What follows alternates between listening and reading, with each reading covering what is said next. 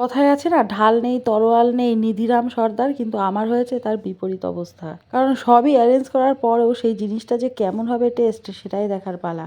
ঠিক এই কথাটাই ভাবতে ভাবতে ভাবলাম যে একটা রিস্ক নেওয়া যায়, তো চলো। হাই ফ্রেন্ডস, কেমন আছো তোমরা? আশা করছি তোমরা সবাই খুব ভালো আছো। আমার নতুন একটা ভিডিওতে তোমাদের সবাইকে ওয়েলকাম। সবাই যেমন পিঠে বানানোর খেলায় মত্ত, ঠিক তখনই আমি ডিসাইড করলাম আমিও কেননা এই প্রতিযোগিতায় নাম দিয়ে নিজেকে কিছুটা হাস্যকরে পরিণত করি। এই কথাটা বলার কিন্তু বিভিন্ন কারণ আছে। এখানে ইউটিউব দেখে মানুষ অপারেশন করে ফেলছে, সেখানে আমি একটু ভেবেছিলাম পিঠে বানানো দেখে শিখবো, কিন্তু কে শোনে কার কথা। নিজের মনটা একবার বলছি যে না দেখি, একবার বলছি যে না যা পারি তাই করি। তো এইটা ভাবতে ভাবতে দেখো আমি কত কি বানিয়ে ফেললাম।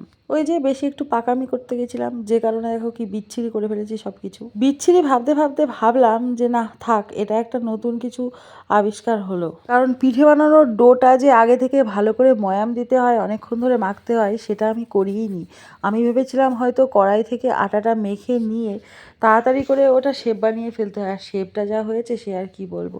পাশে লিখে দেওয়া উচিত ছিল এটা কুলি পিঠে। আর ওই পিঠেটা যে ভালো করে ভাপিয়ে নিয়ে তারপর যে ওই গরম দুধের মধ্যে দিতে হয়, সেটাও আমি ঠিকঠাক মতো জানতাম না। তো যাই হোক, কিন্তু এই পিঠেটা বেশ দারুণ হয়েছিল। কারণ এই সরা পিঠেটা যখন তৈরি করেছিলাম তখন একটু ভুল হয়ে গেছিলো। মানে আমি ভেবেছিলাম ফোলার জন্য একটু স্পেস দিতে হবে, তো ওই কারণে অল্প অল্প করে গুঁড়ো দিয়েছিলাম ওর মধ্যে। কিন্তু তারপর দেখি যে না, একটু বেশিই দিতে হবে। এই সব ভাবতে ভাবতে দেখো আমার পিঠে বানানো পুরোপুরিভাবে কমপ্লিট। তো প্রথমে ভেবেছিলাম খেয়ে নিই, তারপর ভাবছি না, শীতের জিনিস যখন খাচ্ছি গায়ে একটা শীতের পোশাক লাগিয়েই তারপরে বসি। তো ওই কারণে দেখো চাদরটা গায়ে দিয়ে নিয়ে বসলাম। তো খেতে খেতে ভাবলাম যে বদনাম করার জন্য তো অনেক লোক আছেই, তাদেরকে তো বিনা মাইনেতে রেখে দেওয়াই আছে, তো তারা তো বদনাম করবেই।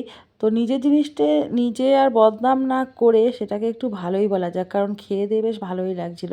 তো এই কারণে নিজেকে আর সামলে রাখতে পারিনি, নিজেকে নিজেই নমস্কার করলাম যে এত সুন্দরভাবে আমি জিনিসটা তৈরি করেছি।